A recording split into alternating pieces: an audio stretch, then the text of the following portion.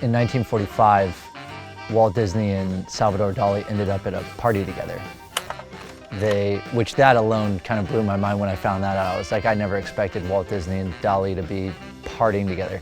Also Walt Disney partying in general, that's kind of a funny thought, but I'm sure he did. They were at this party because Jack Warner, who was one of the brothers who started Warner Brothers, he threw this party and they were both there, and Dali had always been a fan of Walt Disney, and Disney vice versa had been a fan of Dali, and Dali had this idea of creating an animated short film. So he kind of sought out Disney at the party, and the two got to chatting away in like very broken English. The two decided almost immediately, like, let's make something together. So the two got to work. They were like, let's do this. And they came up with this short film called Destino. Salvador Dali and Walt Disney made a short film called Destino. And they started creating it, and it was based off of this Mexican folk song, and it was about Kronos, who's the personification of time, falling in love with this mortal woman who's a ballerina.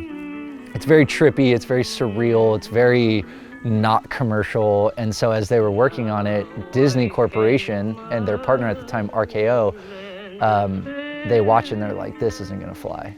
We gotta pull the plug on this, a waste of money.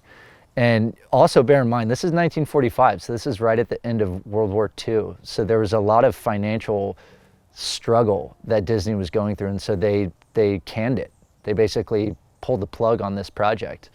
And Dali went on and did his own work, and same with Disney, and it never got finished. And it just got buried in a vault. Both of them ended up passing away, and about a half a century later, in 1999, Roy Disney, who was Walt Disney's nephew, was working on Fantasia 2000, which was the sequel to the original Fantasia from 1940. And as he's doing research, he stumbles upon Destino. And he's like, what is this treasure trove of greatness? There was about 3 minutes, I think, of the film that was created, and the rest had all the sketches that corresponded with it. So he took it upon himself to finish the short film. So he brought a bunch of animators together, and that's exactly what they did. They finished it.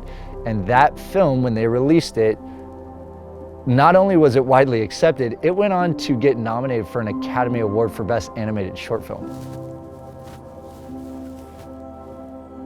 So that story just struck me because we're in the middle of a financial struggle, much like Disney would have been in at the end of World War II. You know, this pandemic has made it has made things more difficult financially for a lot of people.